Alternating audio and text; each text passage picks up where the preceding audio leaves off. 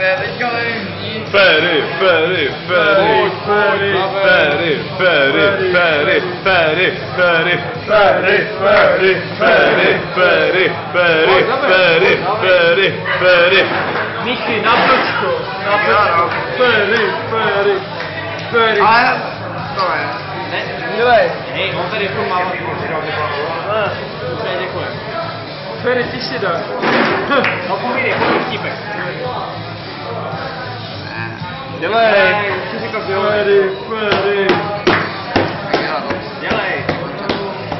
Přijde Pepček do Zvermexu a chce koupit vidru, jo? A neumí vyslovit R. Tak jako říká, že bych chtěl vidru. Dobré. Tak koupí a jde,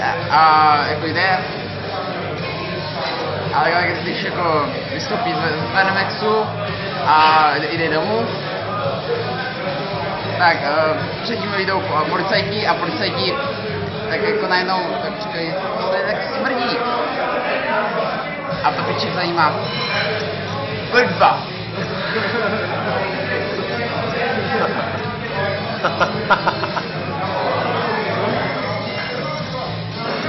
No. A jo, takový to Pepíček ve škole říká, to řekl jinak, paní učitelka říká, tak před prázdninama, tak děti, a teďkom, nerozesujeme, tak děti, kdo řekne o prázdninách prostě slovo, vždycky donese jeden kamínek. Tak dobře, takže a o prázdninách.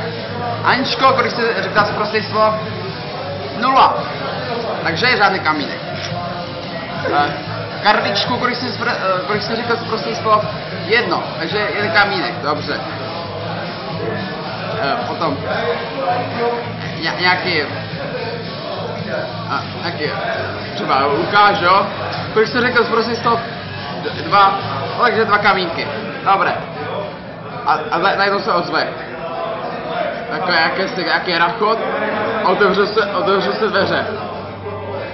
Člověka jako řekne, co je, a pičové zuštěrky.